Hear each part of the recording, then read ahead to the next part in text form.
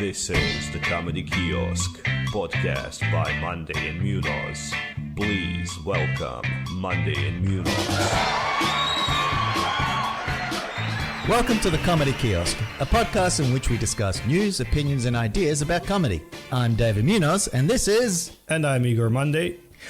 And today we're going to be discussing false advertising, I believe is the name of the topic. And Igor, you can explain it. What is false advertising in comedy?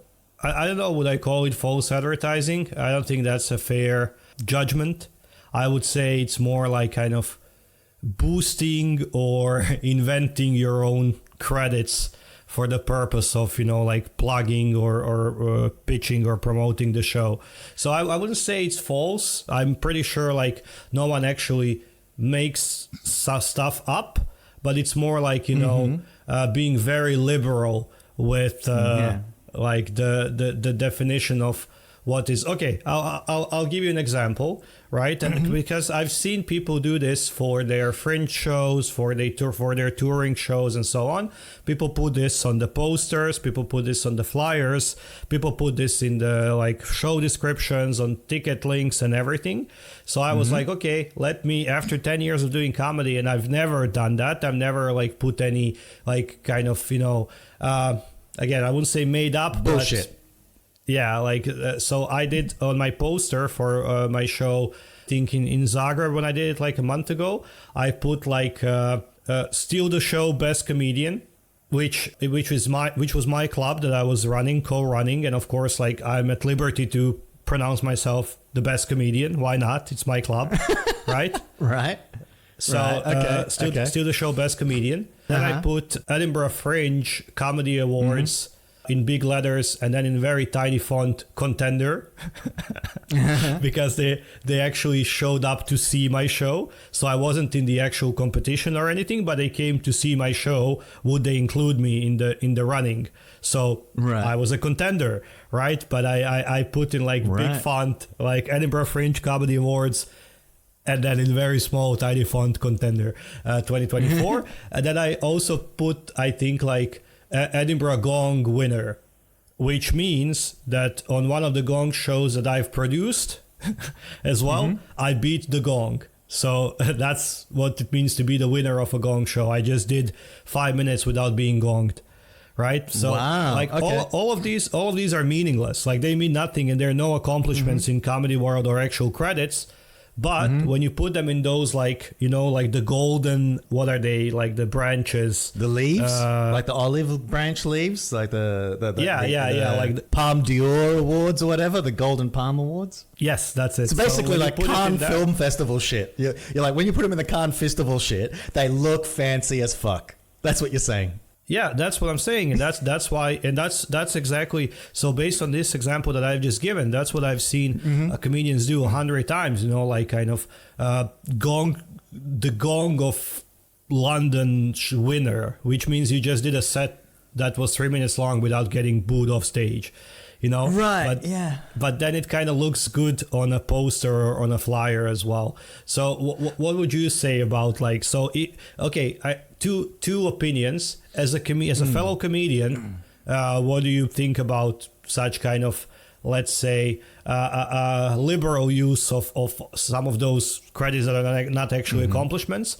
And then also as an audience member, like if you were just a part of the general population, would you be kind of, when you see something like that, would you be like, okay, this guy's legit? Yeah. Actually, two, and now three things are coming to mind here. All right. One, this reminds me of wine. All right. This reminds me of wine.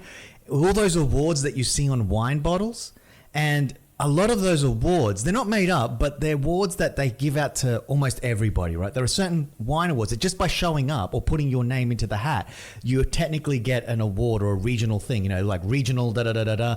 And I remember reading in like wine magazines, or not in wine magazines, I don't read wine magazines, but like some article about wine and shit like that. I'm doing it now too, I'm exaggerating. In wine magazines that I read, no wait, I don't read that shit. Anyway, but the point is, most of those awards are bullshit. You know what I mean? It's like a lot of those like wines that you see with all these like and eventually I think it gets to the point that most people just kind of skim it. It just looks like a fancy bunch of coins around. And I remember, like, I don't know why, but here in Spain, I had like a lot of these old style bottles, not wine, not even wine, like anise and stuff like that. They have these gold coins and they have these things and everything just looks like it's bloody decorated to the max of these old style bottles.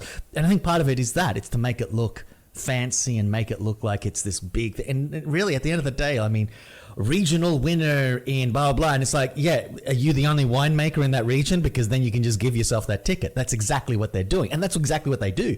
Like, they will pick that region, give themselves the award because they're the only freaking maker in that region, or it's them and someone else who obviously is shit, or is not up there. And what are they going to do? Argue? Like, they do that. So one, this reminds me of wine, basically. And at the end of the day, you look at these bottles and you go, what the hell? Like, who gives a shit, right? Secondly, the second point, it reminds me of the scene in History of the World Part 1 by Mel Brooks, where Mel Brooks plays the character, what's his name? Josephus, during the Roman period, the Roman Empire, and he plays what he calls is a stand-up philosopher, right? So he goes up to get the unemployment check from the woman behind the counter played by B. Arthur. And he goes up and she asks him, what's your profession? He goes, I'm a stand-up philosopher. And she looks at him and she just kind of quizzically goes, oh, what? And he goes, I'm a stand-up philosopher. She goes, what the hell is a stand-up philosopher? And basically he goes, I coalesce the vapors of society and I put it... And he does this beautiful little spiel about basically... taking the vapors and the ether of mankind's thoughts and presenting it in a package of, like by inflating and by creating and adding emphasis and all that stuff. And she goes, and she interrupts him and goes, oh, you're a bullshit artist. And he's like, yes. I'm like, fine. Just, did you bullshit last week? No. Did you bullshit this week? No. Did you try to bullshit? Yes. Okay, you either bullshit next week or you're not getting any more dole payments, right? So that's the whole thing. And that kind of reminds me about the whole exaggeration part. I mean, that is the part about comedy. It's like when we tell stories, the stories we tell on stage, even if they're based on fact, there's always an element that's not quite exactly how it happened, or there's always something a little bit, or you omit something or whatever. That's kind of the point. And I know a lot of comedians will be like, this really happened, but it's like it very rarely really happened that way. And chances are it didn't, but you've told the story so many times, you believe that's how it happened. That's also the thing about false memories with human beings. We kind of end up creating our own reality. A good example would be my kangaroo story. I've probably said that joke so many times, or that story so many times. Now, when I said, I want my mother watched the show and she looked at it and she was like, that never happened. She goes, that's bullshit. And she actually kind of quoted it from History of the World. I goes, well, you're a bullshit artist. Like, that was bullshit. And I'm like, no, that's how it happened. She goes, is it? Sort of thing. She's like, that's not how I remember it. I still say mine is more closer to the truth. But of course, there's moments of exaggeration. So in a way, as comedians, I think you would kind of expect that there'd be a bit of bullshit on the poster, maybe, quite possibly. But at the same time, point number 3, as you were asking, as a punter. As a punter. It depends on how much I mean, I think if you said that you were the winner of the Perrier Award, or whatever the fuck it's called now, Heineken, isn't it? Is it the Heineken Award at the Edinburgh Fringe Festival, the Newcomers Award, or is it just called the Newcomer Award? It used to be called the Perrier Award. But it used to be called the Perrier Award, but now I think it's just Newcomer Edinburgh Award, Comedy Awards, best newcomer, something like that. Yeah, best. That's newcomer, what I was. like that. That's what I was a contender of last year. Exactly. So if you say that you are the winner of best newcomer, and you obviously weren't, that's a genuine, legit, really difficult to get award that everyone's pushing for. So I think no. If you're just listing achievements, I mean, I can put down, I suppose, finalist of, twice finalist or 3 times finalist. I can't remember. I think twice. Finalist of best Moscow comedian, English comedian or something like that. So I can put down that, say twice finalist, never winner. Although now you gave me the little sticker that said that I was winning because you guys obviously printed one for everybody just in case. So does that count? Like awarded, given the best thing sticker? Like, Well- I didn't win it technically, but I was given it by the person who was running the award to basically say, "Nice try, buddy. Here's a consolation. You can have the sticker." Yeah, but I mean, that's okay. We gave it to you, like, as you said, we printed it out for everyone, and as you're a friend and whatever, like, here you go, buddy. But it's not like a really, you didn't really win it, but you really were like twice the finalist of Champion of Comedy with like 20 other comedians participating and whatever. It's a real credit. The real question is like, does it mean anything? You know, like, is it a real accomplishment? Does it prove your quality? Or, you know, like, does it mean people, because there is a difference in what you were saying. Like, yes, of course, we make up shit and we lie and twist the truth constantly in our bits, but this is for entertainment. That's what you kind of pay me to do, to entertain you. But is it fair to use the same in sales? Is it fair to use the same to fill those seats, to kind of twist the truth and underline or you know, exaggerate things that really don't have any kind of value or meaning? Because you know, I mean, some of them can, like, okay, finalist of Champion of Comedy tournament, it does, you didn't end up there by mistake. You were good throughout the tournament, you did well.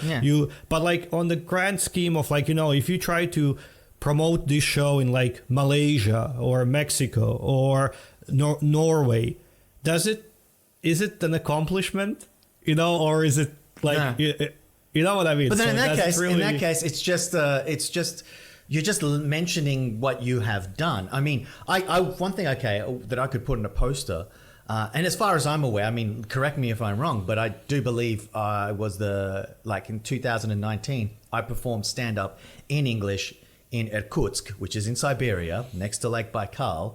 I performed a stand-up show, right? I did a one-whole show on my own with 2 warm-up acts and whatever. And the guys there, they were like, "You're the first person to have done an English stand-up show in Siberia," according to them. According to them, they didn't know of anyone who before me had actually gone in there, advertised as a foreign comedian to do stand-up in English, right? So they were like, "You're the first one to do it." So I can always put down, first person to do an English stand-up show in Irkutsk. Now, I don't know. Maybe I'm wrong. Maybe some guy did it in 2002. Maybe some girl did it in 2010. I have no idea. But as far as they were aware, that's what they told me. If I put that, to the best of my knowledge, I'm the only person. And if I Google search it, maybe I can double check.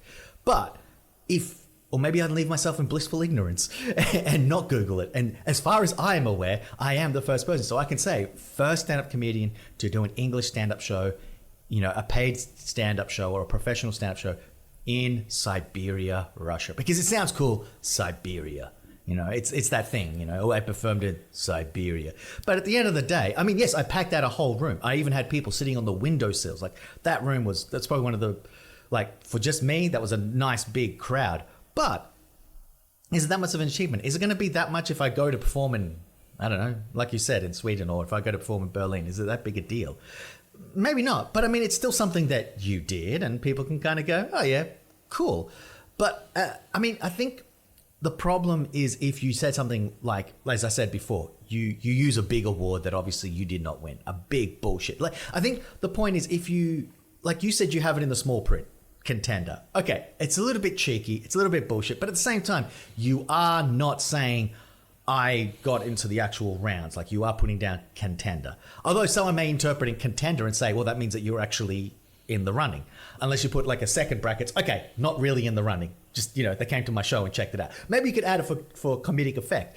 That would be kind of cool. And that would be a point that I'm going to make later. But the thing is, what I'm saying is, as long as it's not something like, you know, you won the Best Newcomer Award. Because then if someone comes to your show and your show does not kick ass, for starters, even if they don't Google and double check, but they kind of go, "Oh yeah, he sounds familiar. I think I remember hearing his name," you know, because people sometimes do that. If they came to your show and they heard that you weren't as good as they expected, then they'll be like, "Well, that was bullshit," you know. And then if they did look it up and they go, "Oh wait, no, he wasn't," then you would get those reviews saying, "He's a bald-faced liar. He says he won the Perrier or he won the Best Newcomer Award. What a crock of shit. Don't go to the show. The guy's a blatant bullshit artist."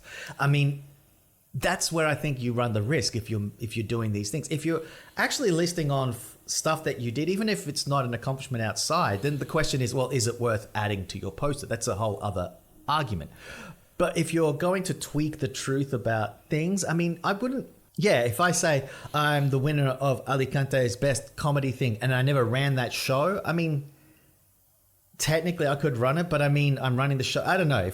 Give it to myself the award. Like, okay, obviously, like if you, as you said, like if you put the winner of the Perrier Award and you never won it, and it's easy to Google who won it, and you know, like people, if comedians find this out, they would be the first one to kind of crucify you because of it, especially the audience, etc., etc. So that's, I'm not talking about like making up stuff, especially considering such big kind of important awards and stuff. Yeah. But if next weekend, instead of a workshop, you decided to host best English-speaking comedian in Spain, and you only put yourself in this competition, and then you won it by accident, by just being the only participant and the producer of that competition, could you put on your poster best English-speaking comedian in Spain? Well, for starters, I had not thought, like, you set up the whole thing yourself, but you only allow yourself to perform, but you don't advertise, so no one can come.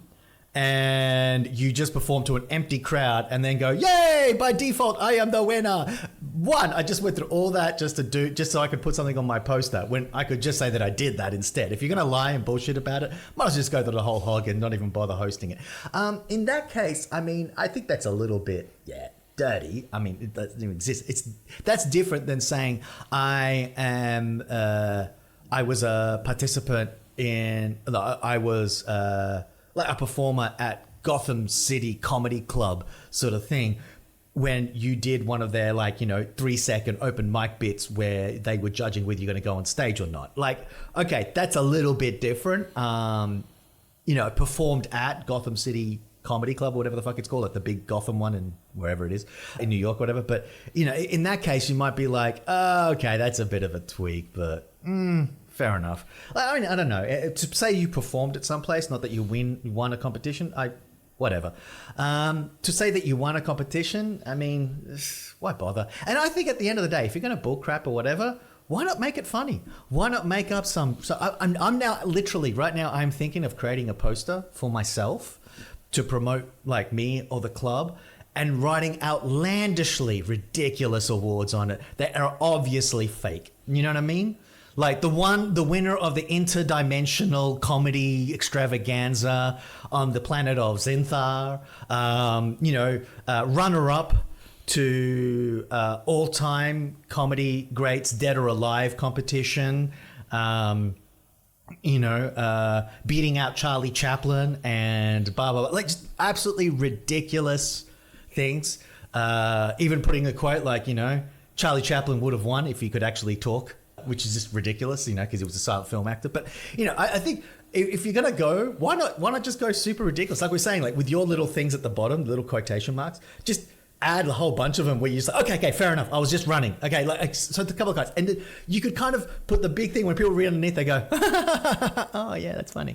Or, but that's just comedians trying to be creative and innovative and funny. That's fine. Like that was 10 years ago, that was a big thing. Like 10 or like 6-7 years ago, that was a big thing. I saw so many posters where people were putting again those like olive or whatever palm leaves, branches, and kind of like the funniest boy I know, and then my mother and this kind of stuff, like people like that was a thing like some time ago. It was, but cute. That's obviously like I would say it's a little bit like cheap or whatever, like it's a little bit kind of low-hanging fruit of comedy, like just, oh, my friend says I'm funny, this kind of stuff. But okay, that's fair game because you're just making up stuff for the purpose of, again, being interesting or different or funny.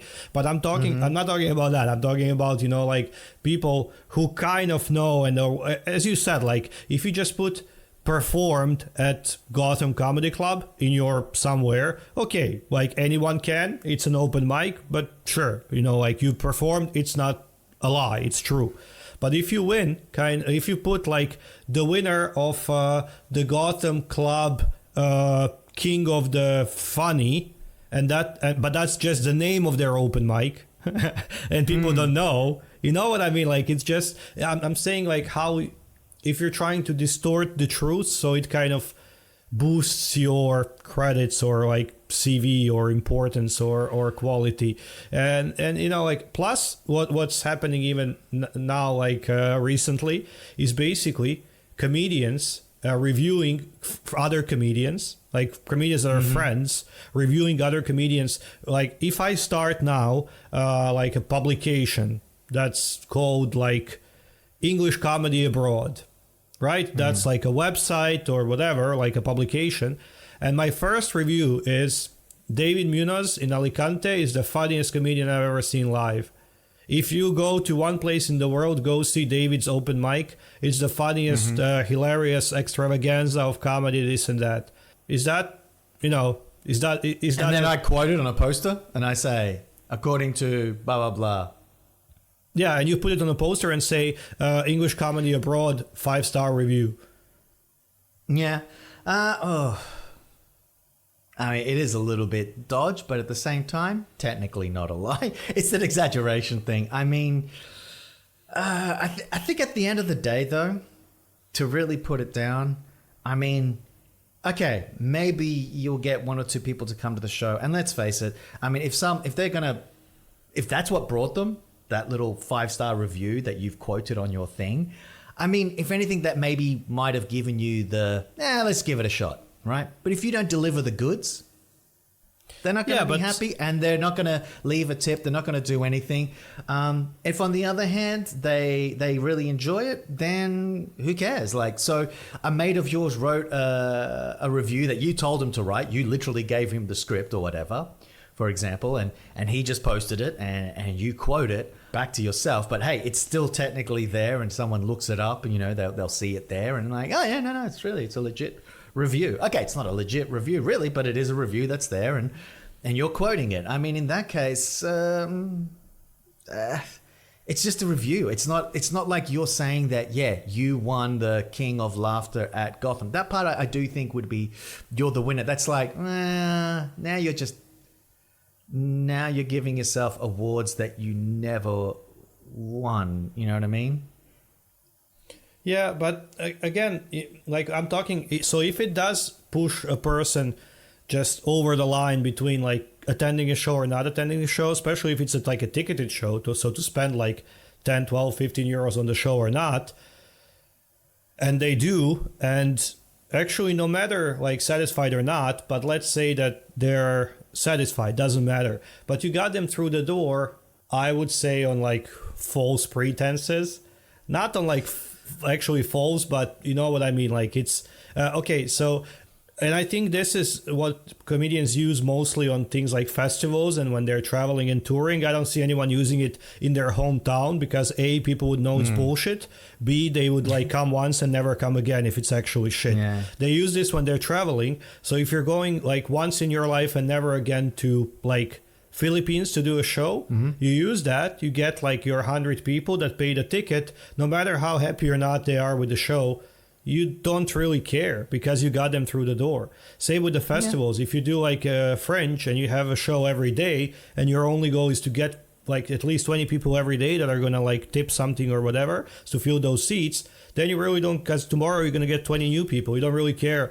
Will they actually like it or not? So it's just a matter of, and trust me, reviews on Fringe fucking help. When you can put on your poster after like the first week, like a sticker of 4 or 5 stars, it doesn't, of course, if it's reviewed by The Scotsman or the Edinburgh Comedy Awards or something, then it's like people put it in like huge font, 5 stars by The Scotsman or whatever. But if it's reviewed by your buddy, like David Munoz, the Comedy Kiosk, you also put it on your poster and on your flyers like, yeah, I got a 5-star review. Look at this, amazing. And it actually helps because people are like, oh, this out of 3,000 shows happening, this one got like a 5-star review.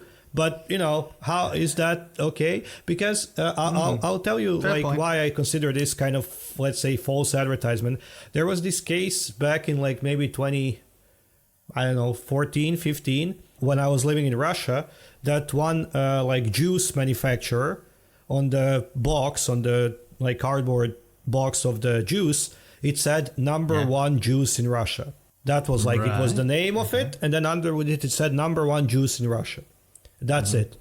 And then there was this big like scandal kind of like who said that? Like, according to who? You can't just claim something, and that's it. You can't be like, okay, Nokia, the best phone in the world. Like that's false advertisement, right? You have to have like an independent agency verify, confirm that by some standards, quality assurance, this and that, right? So they had this like number one juice in Russia, and people were like, "What? Who the fuck?" And after that, every time you claimed something like that, you had to put like an asterisk, and somewhere on the packaging, it also had to say, "According to the research or competition or something."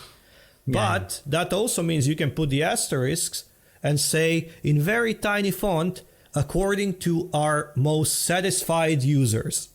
Yeah. It doesn't really have to be like, because that's also, if you say according to my mom, I'm a funny boy according to my mother, as long as you hide this according to my mother in a tiny font, but you put the funniest guy in the world in a big font, it's going to trick someone. So, is that fair? Always read the fine print. At the end of the day, that's the whole thing with a contract. You got to watch out for those little bits and pieces, I guess. I was just thinking, like, okay, so I wanted to ask you. So for a fact, and I think the listeners do too, at this point, at least up to now, I have never performed at the Edinburgh Fringe Festival, right?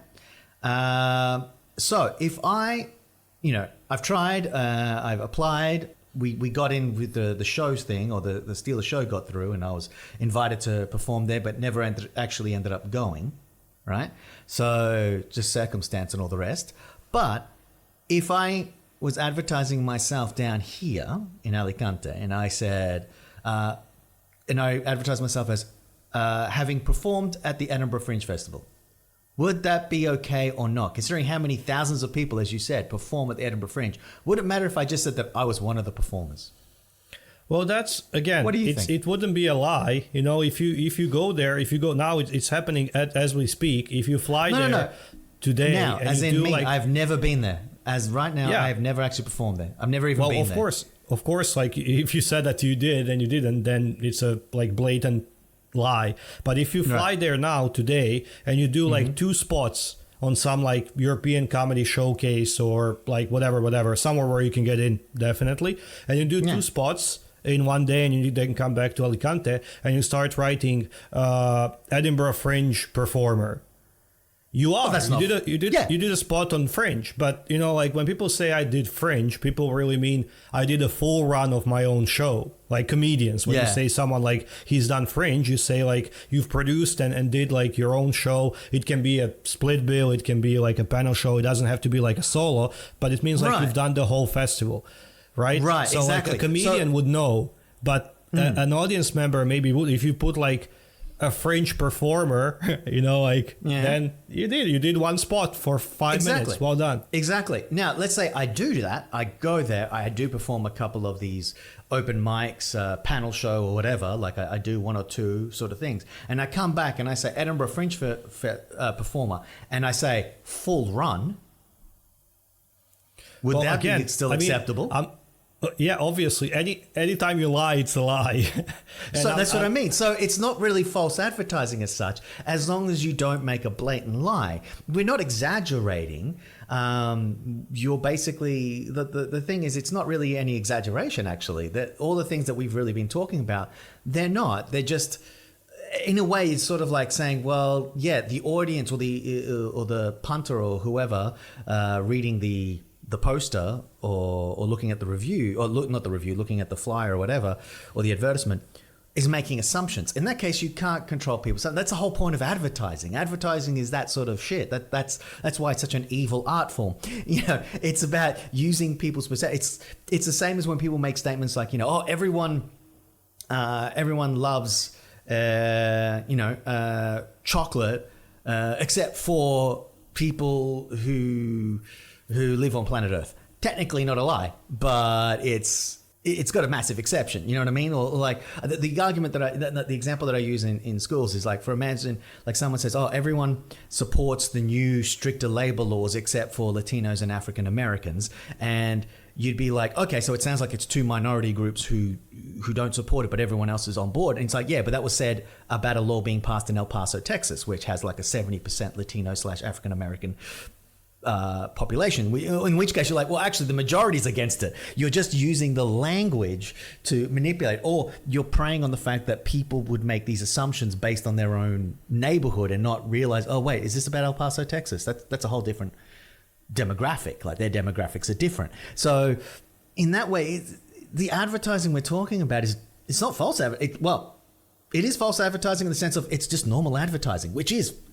all about exaggeration and manipulation and things like that. At the end of the day, unless you're making a blatant lie like I won the Gotham City comedy bloody thing, or I was the Laugh Factory's, hottest comedian of 2010, and it is a blatant lie, then yeah, that's just false advertising. And, like you said, other comedians, if they found out about it, would be like, wait, take that fucking shit off, because I'm friends with the real winner. I'm the real, I know who that person is, or we know the fact that you're bullshitting. Stop doing that. Otherwise, you're cheapening the award itself, So in that way, that's false advertising. If you're putting a little asterisk and you're putting fine print, hey, according to my mom, or okay, just a contender, and then you're putting a double asterisk. All right, fair enough. So a couple of guys from the panel show, from the group who decide came to my show to have a look whether I should actually be in the running. Okay, fine. But in that case, that's just normal advertising, because that's what advertising is. Advertising is about manipulation, and it is about changing perspectives or using people's assumed perspective against them and to manipulate them into coming to and buying stuff or doing stuff, or that. Yeah. I know, and I agree. And as someone who's taught marketing for 9 years, I very much understand that. It's more like I'm not saying that it's kind of illegal or whatever, that we should kind of prosecute the people that put those things on their posters or flyers. I'm just saying, is it fair? Is it kind of honest? Because again, if you say everyone in my household loves my cooking except my wife, that means just you. Yeah. Just you, so that's is that honest or false advertising? To me, this is false advertising, because you are leading people on. I think you cannot be leading people on with it's this classic kind of joke advertisement where they put free beer. You've seen this probably in touristy places. They put on this poster or whatever in front of a bar, free beer, but then it actually says free and then Wi-Fi with very tiny letters and cold beer kind of, but it says free beer, but tiny letters in the middle say free Wi-Fi, cold beer. So it looks like free beer. This kind of stuff, that's a joke. Yeah. That's obviously a joke. That's a meme that's been shared for the last 10 years. And, that's fine. No one's going to really expect free beer, in a bar, right? Because that's not how business works.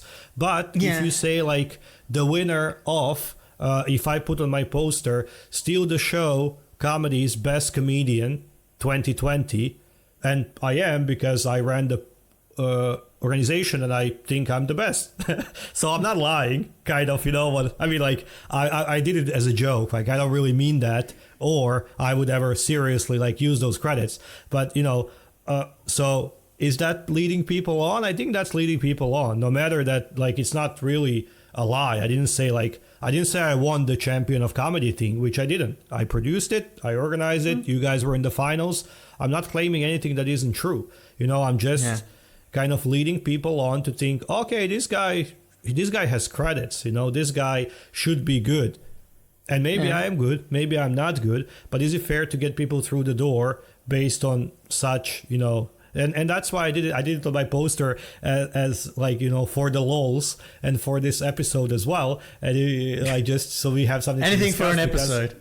Anything for an episode, because I think I actually then I removed it and put a normal poster, and now I'm doing my show in some other cities around the world as well and around Europe, and I would not use, because I feel kind of, come on, dude, it's what are you talking, are you really going to put this on the poster, Edinburgh Comedy Awards 2023 contender, which means that 2 reviewers came, wrote some notes in their notebook, and then never contacted me again. But I was a contender, they considered me, right? So that's what the word means. It's just come on, dude, don't use that. I mean, well, okay, so in the way the argument we're having now, it's for me it sounds like it's just normal advertising. False advertising and advertising sounds pretty much the same. Like, okay, that's a little bit like name yourself best comedian this year for at Steal the Show Comedy Club or something like that. Okay, yeah, it's a little dodgy, but at the same time, I think that's normal advertising. I think normal advertisers do that shit constantly. So I think in that way, like. Technically, I was just thinking now, what happens if it's not for bringing people to seats, but let's say getting a paid gig. Let's say, because I am doing a lot of hosting now, I'm the only host now, the Comedy Kiosk Alicante, my organization here. So if I'm the only one hosting, and then I start trying to advertise myself to do hosting gigs, because let's face it, apparently, there's some money in that maybe. I want to do hosting gigs in places like Dubai or wherever. And I'm hoping to get some money, because it's apparently if you're good at it, you can get paid quite well, or corporate gigs and stuff like that, hosting events. And I put myself down as best host 2024 at the Comedy Kiosk Alicante. I'm the only freaking host. Oh, yeah. Is that false advertising? Now, this is what I'm asking, because this is for a paid gig. That's what I'm saying. I'm advertising myself for paid gigs. But it's not false at all, actually. I'm just the only fucking host.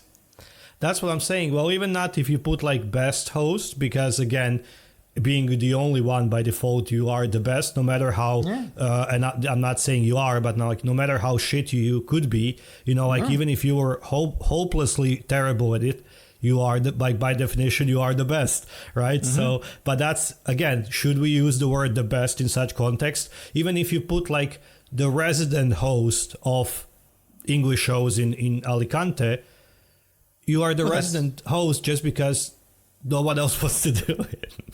You know what I mean? But but saying resident host is actually the title. Like, I am the resident host. Like, that is not false advertising at all. It's not even an exaggeration. It literally is. Saying the best, that would be not an exaggeration, but technically it is kind of like, well, you got no other competition, dude. So that's where you're tweaking. Tweaking is saying you're the best. Saying you're a resident, no, that's literally the fact. I am the resident bloody host. Until someone else says, hey, can I give it a shot? And then I'm like, hey. And even then, I'm still the resident host because I'm the one who'd be doing it most constantly. The other person would be doing it probably once every blue moon. Now, if on the other hand, they start doing regularly every few shows or whatever, then they're another resident host, if you know what I mean. But I mean, at this point, I am the resident host. I don't think that's tweaking whatsoever. I think that's genuinely what I am. Saying I'm the best, though, that's where, it's that thing of everyone supports except blah, blah, blah. This is where you're playing a little bit and you're manipulating the best host, English stand-up host for the Comedy Kiosk Alicante.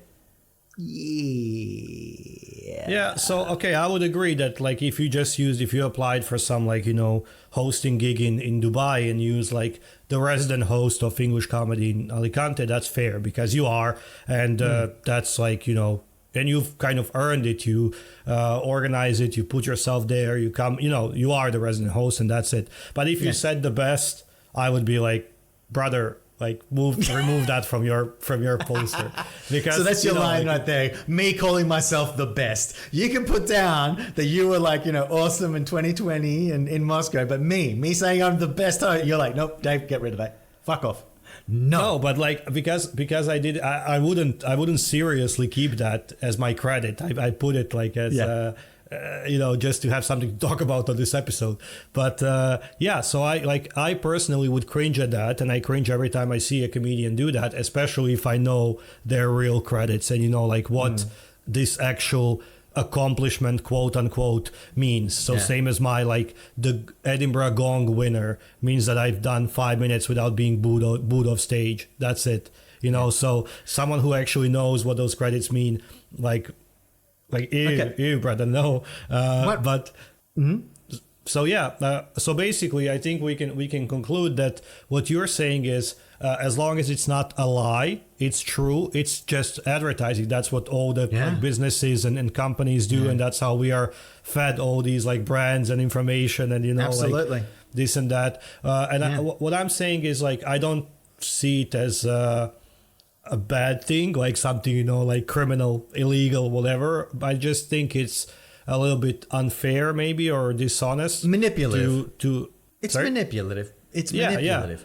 But so is all advertising. All advertising is manipulative. And the thing is, I know I can't think of an example right now, but I mean, there have been so many people who have started businesses, people who have done stuff based on absolute blatant lying, you know, for credentials or things. Or no, of course, like they've been presidents of, yes. Of like biggest countries, of the biggest economies in the world that have built their whole reputation and status and based on bullshit. And, yeah, absolutely. And the thing is, it's that whole fake it until you make it mentality that we have. You know, it's considered part of business and entertainment, everything. You fake it till you make it, you know. You tell people that you're the best until you actually become the best. It's feeding your own ego. So to a degree, it's just normal advertising manipulation. Now, the one last thing I wanted to ask you was, did you notice any difference to the amount of people that were coming to your shows when you added this stuff? Or not really? You're like, nah. That's why you got rid of it, because it was like, it doesn't make a huge difference. No, I mean, like, I did it only for one show. I think it was a show here in Zagreb that was also like externally produced. So I wasn't the one that like put on the show, and it had like the same number of people that I think I would get anyways. So I don't think it made a difference either way. Maybe it did. Maybe otherwise I would have 5 people, but instead I had like 40, whatever. I don't know. It's really hard to measure like one show and how much impact did those like credits have on the number of people that came. I don't think much, but I'm just saying, like, I kind of did it for the lols, and for this episode I wouldn't keep it on my poster permanently or on my flyers or something, because I also don't believe in those credits, because they're obviously like fabricated. I think what you could do, just for the sake of the episode for future, would be to, if we want to revisit or you want to do like a throwback to it, but I'd be kind of curious to know if you did it again, one more time, and then during the show you ask, okay, how many people saw the poster, okay, and saw that review? How many of you were like, that's the thing that made you go, you know what, I'll give him a shot? And ask the audience and go, okay, so here's the truth about that review. It's, you know, blah, blah. And you could also then say, if you want to listen to our conversation about that, about this topic, we actually made a thing on Comedy Kiosk on our podcast. You can listen to how we discuss it, me and my partner, and and you know, we can do a little throwback in a future episode to see how many people actually went, yeah, that was it, or how many people go, no one said they paid much attention and whatever. And I'd be kind of curious to see if people were like, yeah, no, actually I did look at that, and that kind of added a bit more, you know, a bit more weight to your standing. Like, yes, it did have an influence on my decision, or whether it was like, no influence, couldn't give a shit. Like, what? There was a review on that poster? Didn't see it. Didn't notice. Well, I don't think we need to wait for like a live show and to test the audience. I think we can ask our listeners as well to write in the comments or to let us know how much those things actually affect their maybe decision making. And it can be on anything, a box of juice, you know, if it says the best juice in the world or whatever on the market, would that affect their decision making? As well as when it comes to like comedy shows, stand-up performers, if you see like a 5-star review, if you see like a recommendation or those little olive branches, palm branches that says, I don't know, the winner of the best open mic something, would that actually help you, kind of tip you over to going to the show or not? So let us know in the comments, and if you like this episode, leave us a review as well, so we can boost on it, boast about it on our kind of socials and on our posters as well. Thank you so much for listening. I've been Igor Monday. And I've been David Munoz. See you on the next one. Goodbye. Ciao.